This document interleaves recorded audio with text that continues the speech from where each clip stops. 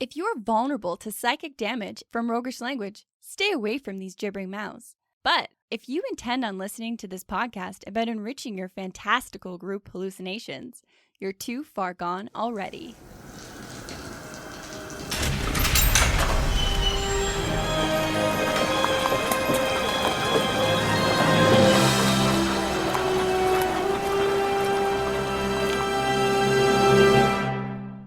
Your next game is going to be dark and full of terrors. And here's why. In this episode, we're finding answers to how can we amp up the flavor of darkness when we cast it? And what can we add to darkness to make it even more fun to cast? And how can GMs use this spell to add depth and mystery to their environments? Welcome to the Hook and Chance podcast. I'm Jordan. And I'm his brother, Travis. How's your face mouth? It's coming along very poorly. I've recently had all of my wisdom teeth removed, and this is the first time I've been able to speak like a human being again. By a guy in an alley with a pair of pliers. No, that's incorrect. Travis is lying to you. It was a well-lit environment. Professional dentist's office. That's the bar. It's just a well-lit environment. Yeah. Well, just so you understand Jordan's dedication to your entertainment, his face is a little bit, what's a polite word? Chubby? Sure. Girthy. Robust. Your face is robust on one side. And it's full of disturbing holes. Does that help paint a picture? Absolutely. And if you're afraid of the dentist, trigger warning. I know that was a little bit late. We already talked about all of the awful give stuff. A trigger warning after the fact. That's awful trigger warning. Well, obviously we're talking about darkness, like the darkness in the hole in your head. Ah, you think darkness is your ally? I'm pretty sure you'll use any opportunity. You merely adopted the dark. To do. This is like the third time you've done this Bane monologue on this show. All right, I'll stop hard then. That being said, I mean, from that scene, the Batman Bane fight scene, like, that's kind of what we're trying to capture. Yeah. Like, Batman throws up his darkness, and it should be his ace in the hole. It should be the thing. And then all of a sudden, he's up against a monster that can see through darkness. Yeah, it's like we're talking about a character that can cast darkness, and he does so. And then Bane's the warlock that's got devil's sight. And he's like, no, you little piece of shit. I can see through this easily. You got nothing on me. You don't realize what abilities I have. Yeah, this is exactly what we're talking about. So, I mean, if you're playing a warlock, like, this is a must-have. Well, yeah, it's classic warlock. I mean, but what character doesn't want the night to close in around their enemies in a way that they can't penetrate? I mean, it's so satisfying because all these creatures in D&D have got dark vision. Actual normal darkness doesn't mean much. But all of a sudden, you can make an impenetrable inky sphere. Now you're on top. Now you're freaking people out. Oh, yeah. And there's just something so cool about blanketing the battlefield in your inky blackness. Yeah, like a squid. Defensive and squid away. Any squid-based characters? This is the spell for you. But when I see conversations around darkness in the D&D space, it's often talked about purely in mechanical terms. So that's kind of why we made this episode, to bring it back to the fiction that we've been talking about. It's so cool. It's about more than a 15-foot radius here. It's about bending the laws of light to your will and inspiring fear in those that cross your path. And that's what we want to capture as our character, because you're absolutely right. We often use it as just like, I'm going to plunk it down here so that these guys can't see over here, and it's going to block over here. And it's like, cool, but like, you're conjuring impenetrable darkness from the nether. Like, what the fuck is going on? That's so cool. Yeah. But why don't we add all of that flavor in there? It's just kind of dropped sometimes. So let's talk about flavor from the player's perspective in the Kinship Camp. This is Kinship Camp, where rich histories and diverse quirks are explored between weary adventurers around the safety of the fire.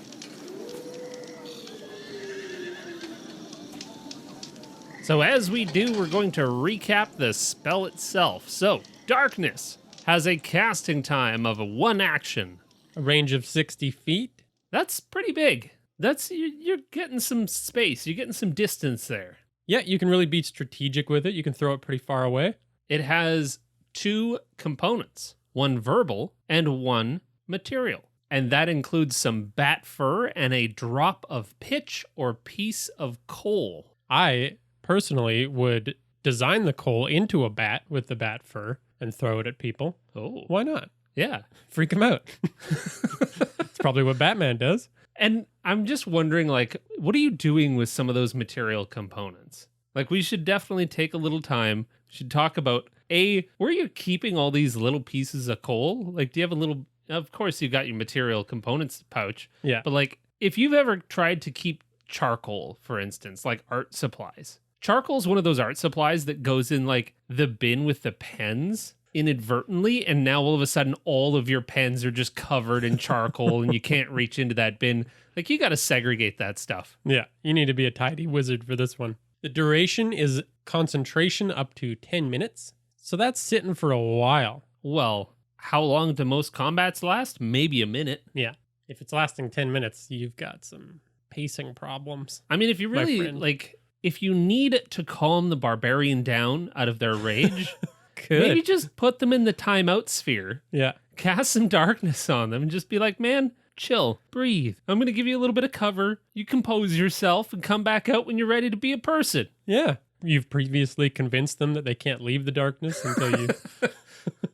You're going in the bad box. Yeah. Calm down. The classes that can usually cast this are Sorcerer, Warlock, and Wizard, but of course there's subclasses that gain access to spells from other classes' spell lists. So, or I think even feats. Like, you can have this as pretty much any class. Yeah, you can find a way to cast darkness. And the spell itself, magical darkness spreads from a point you choose within range to fill a 15-foot radius sphere for the duration. The darkness spreads around corners. A creature with dark vision can't see through this darkness, and non-magical light cannot illuminate it. And that bit is fairly important. That non-magical light can't illuminate it, but some magical lights can. They can actually penetrate that darkness. This means the number one way to cast an entire area in regular darkness is to cast the spell around the light source. Oh yes, absolutely. Like, you can, if there's a single light source in a room, now all of a sudden you got no light source. Yeah.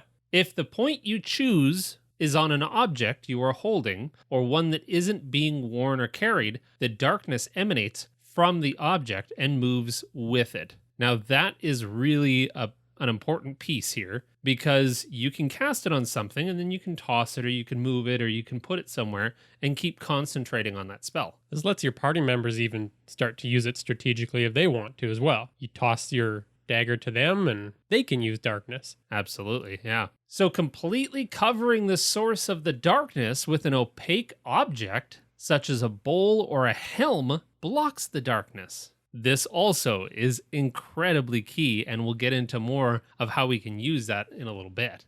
If any of the spell's area overlaps with an area of light created by a spell of second level or lower, the spell that created the light is dispelled. It's just fancy talk of saying, magical light can counter it, but it has to be a higher level magical light. Yes. But how cool is that a simple casting of darkness can combat some light? Totally. And that there's like a war going on here. There's like a battle for supremacy and power in the darkness and the light. And I want to kind of see that. Like, I want to see two casters go toe to toe, trying to one up each other on their significant light or anti-light spells. Cleric v Warlock. Yeah.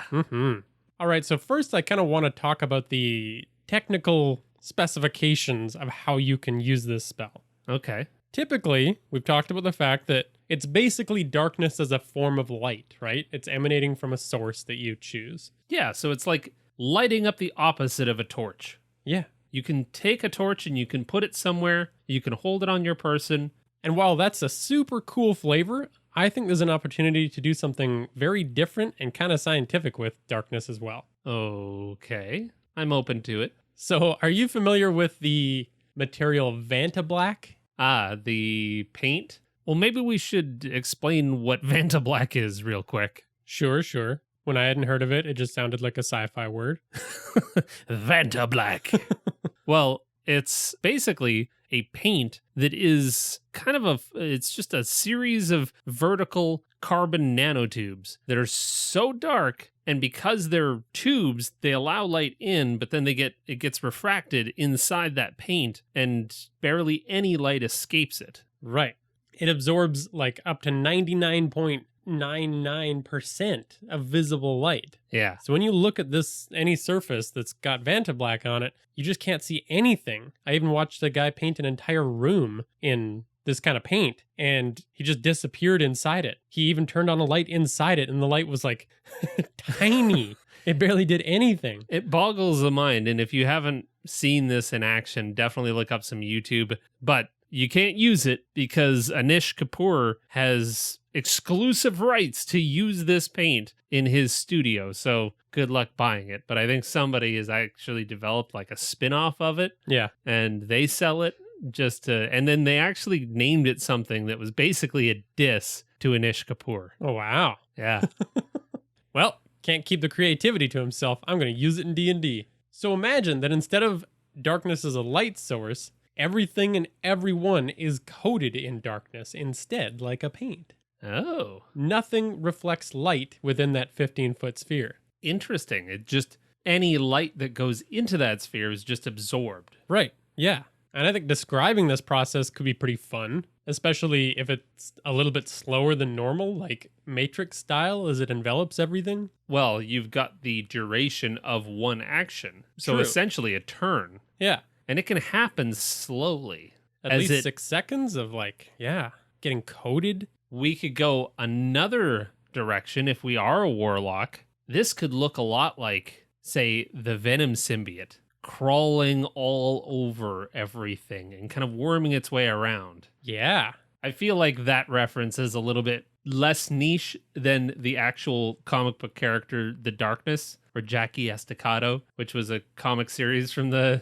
early 2000s, late 90s. People know Venom. They might not know Darkness. They made a couple of video games. They were very good. But in essence, that's what it was just this like otherworldly darkness that could be conjured and would actually crawl all over him and coat him. Totally. He had little demon buddies too, right? Oh, yeah. You could have that in the mix. Have these little demons with paintbrushes come out. Yeah, so I like this idea. But let's talk about some strategies that we can use in combat or out of combat in our D&D play. Absolutely. Well, I think the standard that we have to cover, just because it's obvious and very useful, is a little bit of battlefield control. If you've got enemies coming at you in a way that you don't want, maybe they're going for your glass cannon caster that can't take any hits. So you cast darkness in front of them, and all of a sudden they've got a chance to, reposition or force the enemies to a different combatant, anything like that. I like that. Another way that you could use this is as an anti-lamp. So if you've got, say, a hooded lamp or a bullseye lamp, which both are pretty mundane items in the world of D&D, they're part of your regular adventuring gear. Yeah. Well, the problem with darkness is that the rest of your party is susceptible to it as well. So Absolutely. If you've got a human, they are screwed. Like, sorry, human. So many different creatures can see in darkness, but magical darkness kind of gets everybody. Yeah. Like, they're all up shit's creek in a combat scenario if they're caught inside darkness. But what if you grabbed a stone, cast darkness on that stone, and then put it inside your hooded lantern, meaning you can shed a cone of darkness wherever you want to point it? Yeah. Targeting your enemies. And yeah, I can see how that would be super useful, especially if you got somebody with a hooded lamp with light cast in it. Then you got another darkness light war of lanterns. Like lightsabers. Yeah. Definitely got to make the whooshing sound. A creative little spell combo that you can use too is using illusion spells, at least the audio component of them, within the darkness itself. Because as we all know, not seeing a monster is much scarier than actually seeing it. So if you just cast some freaky sounds in there. Yes, I could see this as being a bit of a two-person like combo. Yeah. Is like we were talking about with the darkness, like you mentioned, he has all of these like little monsters and gremlins. you could make it sound like you were casting darkness and then conjuring creatures from the netherworld, like an army of them from within that black void. Exactly. You could even have little shapes groping out with the same illusion kind of spells. Oh. Like you're scaring away everybody but the most hardened enemies. If you've ever been bothered by just a busy town marketplace, too many people, lineups to the stalls too long, Sure. try casting this in the middle of all of it. Oh, I see. You will have no lines and your pick of the entire marketplace. The shopkeepers will stay because they need that $1. Oh no, the shopkeepers leave too. You just need the rogues to do the shopping. Gotcha. Those with loose morals. Full access to the entire marketplace. Well, another thing that you can do is when the town guard comes to arrest those that are looting all of the market stalls, when that rogue gets down to, say, 5 hit points, when you've got your squishy characters that need some protection, darkness is a great way to make them not a viable combat option. Enemies that can't see in darkness are going to find it very difficult to target the person in the darkness. And if you just need to give them a moment while the barbarian takes most of the ire or something like that, you can cast darkness on your allies and just give them a moment to collect themselves. Yeah, definitely a great getaway spell. And I think anyone out there that's considered darkness for long enough or used it in a character knows that the ultimate combination is to take an ability that lets you see in magical darkness with the spell, because then you're the only one that can see in it. You're some kind of a super warrior. Oh, this is hella worth taking a 2-level dip as a warlock for that Devil's Sight ability. And I know that there's probably other options out there, but Tasha's Cauldron of Everything, I believe, introduced the fighting style blind fighting, which is probably the easiest way to get it, is just a 1-level dip into fighter. Yeah. And you can pick up that fighting style. But the problem of this darkness technique that you mentioned earlier, Travis, is that your allies also become blind. And usually you've got at least 2 upfront characters, right? Well, absolutely. And especially for rogues, there's actually some really cool synchronicities that happen that I myself tried. With a rogue warlock, you can give yourself your own advantage within that darkness. And that's what you need to do sneak attacks. The problem is that everyone has to keep a very wide berth. Yeah. And it's good in theory, but when everyone kind of crowds into the one area during combat, you're screwing over the rest of the party. So this might seem like a good idea off the hop, but trust me, you become a real pain in the ass. Yeah, whenever you do it, like, you feel like a badass, but the rest of your party is secretly just like, okay, I guess I'll go over here and organize these rocks while you kill everybody. Hope you're fine on your own, because the cleric can't even target you. Yeah, so I know that that's already super powerful, but I think that a bit of a homebrew solution that could be cool is if you cast darkness at a higher level spell slot, the caster gets to choose the radius up to 15 feet and change the radius on their turn as a bonus action for the duration of the spell. Go on. So I'm saying you could cast it at 5-foot radius so that you're just fighting the one person that you're next to. There we go. You can then stretch it out to 15. A higher level spellcaster has the ability to control their darkness a bit more. I don't think that's totally unreasonable. No, I think that would work totally. I would love to see that because it makes the spell that much more tactical. Yeah, I think it'd be fun. The other thing that I see a lot from some players is the idea that they can somehow, say, cast darkness on an arrow, and then they can shoot that arrow towards the enemy and, throw that darkness as far as they want. Of course, a bow has a range of up to 120 feet. The problem with that, and something that players conveniently overlook when they're coming up with these kind of ideas, is that the range is still 60 feet. So if it goes beyond that 60 feet, your concentration is gone, the spell is gone. Yeah, definitely don't put your DM in the position to shut down your whole jam because you didn't think about the trick, that. Right? Yeah. Is like, don't make your DM be a dick by trying to be a dick yourself and bend the rules. There you go. All right, so let's get into the flavor of this spell and think about how we would actually cast it as different characters. Sure. Well, you obviously need to start with the Warlock. Oh yeah, this is the class I think that this spell was intended for, right? I mean, you could just go with something classic like a rip in reality's fabric that allows that inky black cloud to spill in, chilling the air. Ooh. See, I like that, because where is the darkness emanating from? Is it a plane of shadow? Is it a weird material plane that's often not known about, that it just spills forth clouds of darkness? Like, that's the other thing. Is it a smooth cloud? Is it just this kind of smooth void where light doesn't come out of? Or is it a smoke, a billowing kind of puffy, ethereal, like kind of creepy space That kind of just dissipates after 15 feet. Yeah. Yeah, see what you're saying. Well, here's another take on the Warlock. What if they just kind of looked up and raised off the ground slightly as darkness comes pouring out of their eyes, mouth, and nose? And as they fall back down, they look desiccated and corpse-like. What? And they can then control that cloud, but when the spell ends, it rushes back into them, revitalizing their physical form. Wow. I'm digging that. Yeah. Like they're projecting their life essence out of their body. Yeah. Which is really a statement about how dark it is in there. Yeah. In case you were wondering, it's darkness on the inside and out.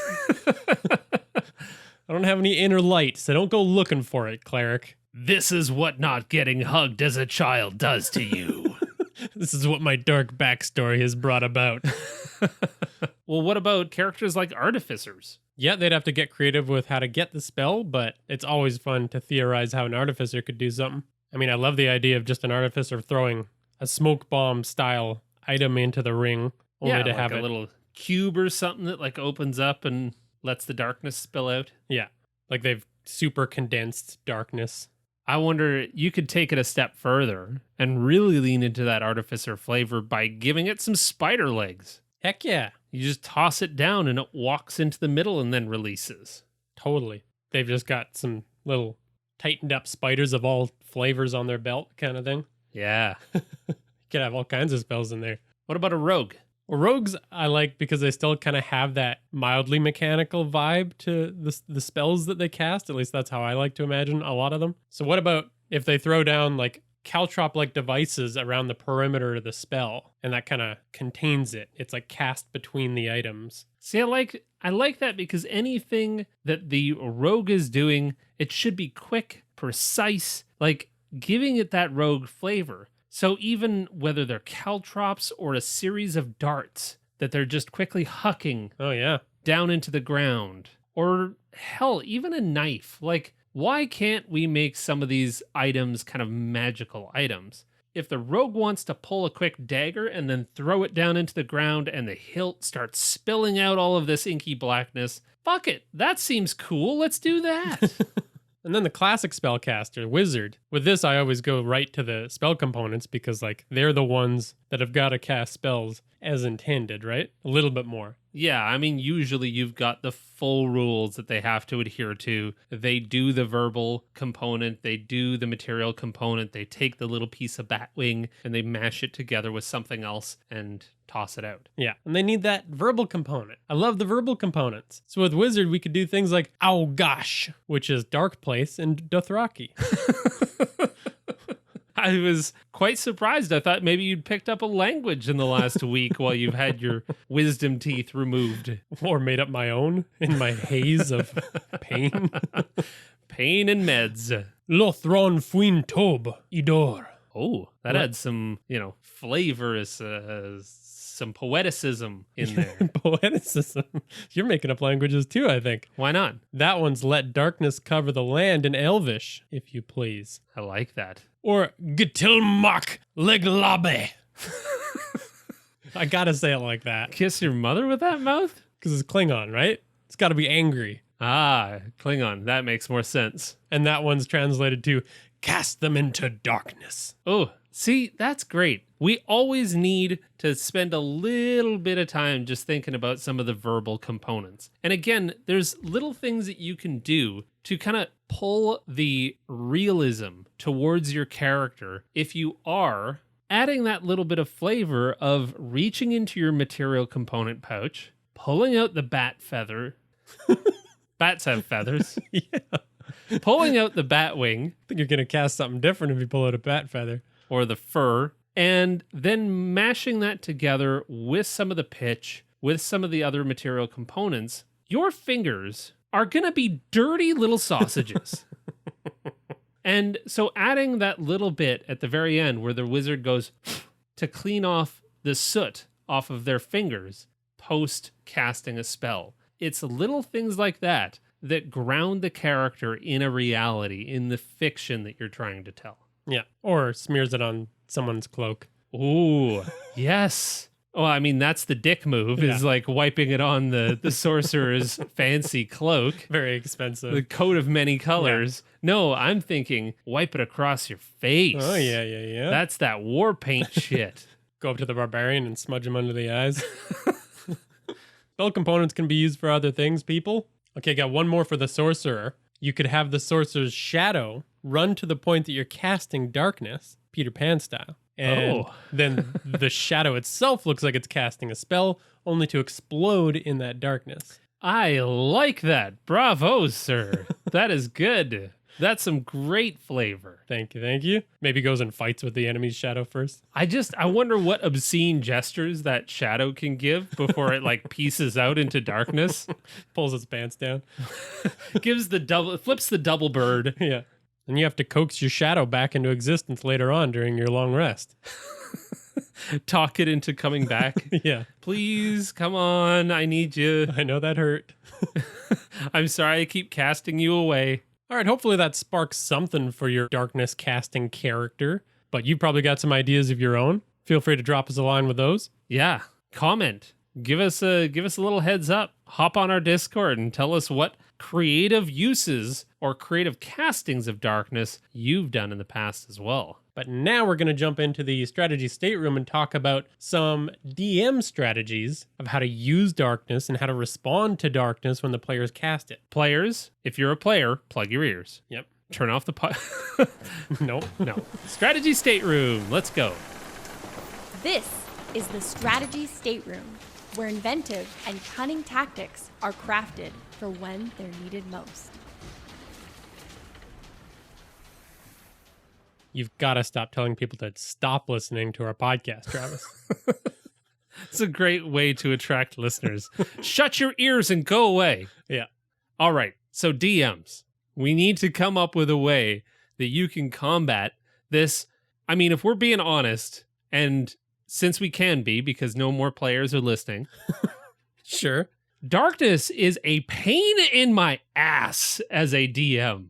It screws all of my best laid plans. Well, sure. That's what players are there for. So we need to come up with some ways that we can work with this from a DM's perspective. And I'd say just right off the bat, this is where we need to go to D&D Beyond and start using some of their search functions, because you can search for a monster by those that have blind sight, true sight, or tremor sense. Okay. Your darkness can suck my butt. Because I've found some monsters that can see straight through it. And what a terrible way to really, really show your players, I've got your number. You let them get away with the darkness bullshit a couple of times. Oh yeah, you got to give them their spotlight. Yeah, it's got to work. They got to have fun with it. Let it work dramatically and so well. The goblins didn't see what was coming. It hit them so hard they mopped the floor with the goblins. But then as they start to use this as a regular tactic, there is something so visceral and scary about something that does not seem slowed by the darkness spell. Yeah, especially monsters with those like hollow eye sockets kind of thing. Oh no. Yeah. Oh no. Now, that's good shit. You gotta fight back. But in those first couple of events where it goes off wonderfully, I want to propose leaning in as wholeheartedly as you can to make it feel cool for the players. So how would you propose doing that? Well, imagine being any kind of average NPC in this fantasy world.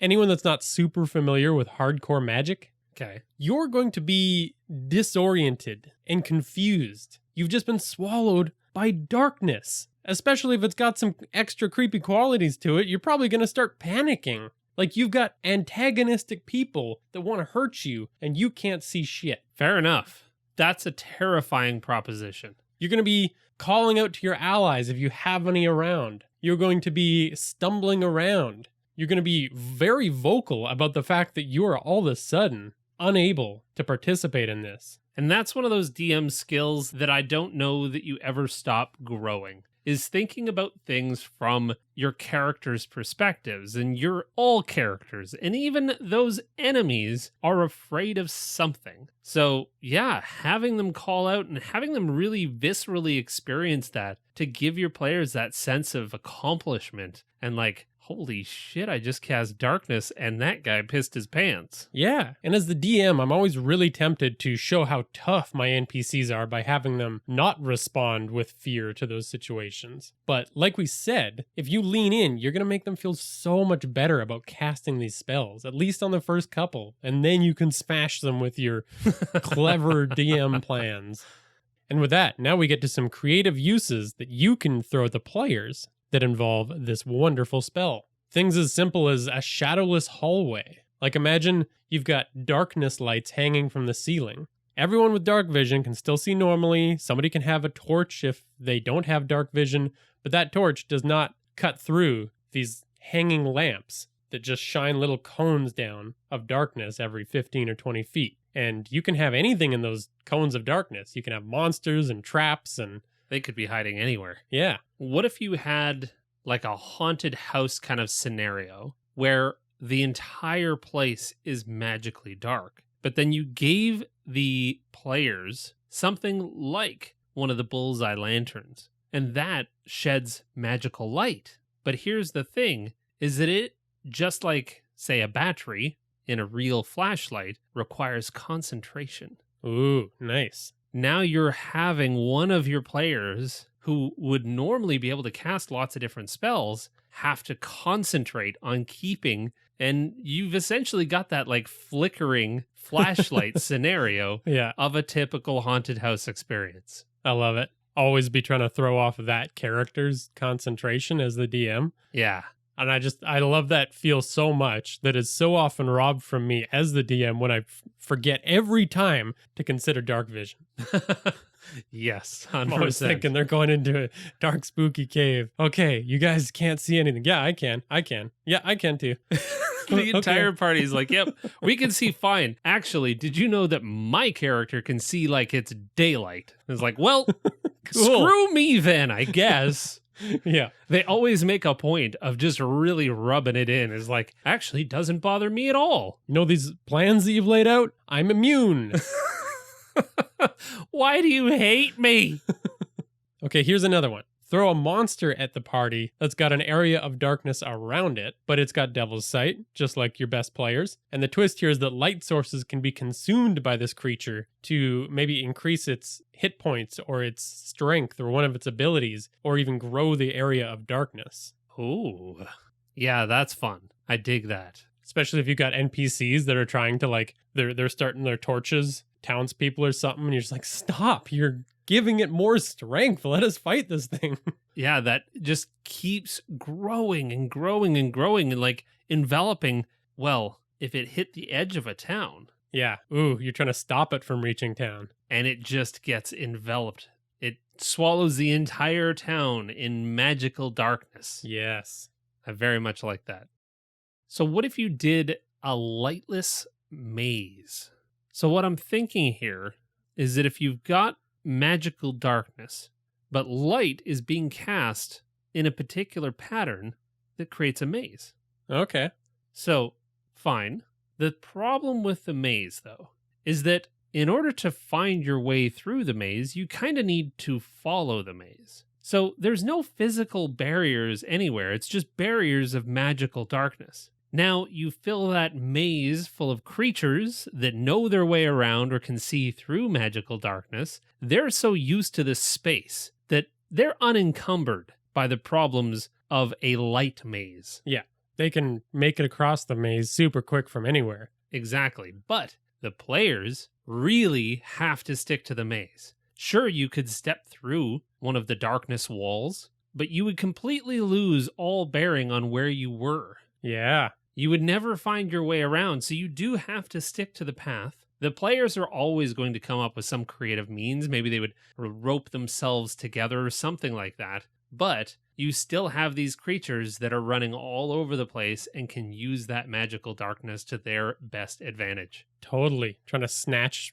characters and pull them into the darkness. Yeah. I love it. Well, I want to pull us back to that Vantablack idea for a second here from the DM's perspective, because I think it could be really cool to do a perspective puzzle. So imagine that you've got an entire enemy's lair that's covered in this Vantablack. Okay. Everything in it, they're black. None of the party can see anything in this magical darkness. Yeah, because Vantablack in front of Vantablack is just more black. Right. But let's say that perhaps due to an accidental explosion or a player ability, because the players are going to try something to do something, one of the walls of Vantablack kind of crumbles away and exposes a different color. Okay. So you got a room, 4 sides. One wall is now white, let's say, for simplicity. And that means that now your characters have an opportunity to see the enemy, but only if they put the enemy between themselves and the wall. Interesting. So they basically have to fight from the opposite side of the room. Yeah. And the enemy has the opportunity to keep trying to get themselves in a strategically advantageous position too. So you would just basically see a little shadow scurrying around,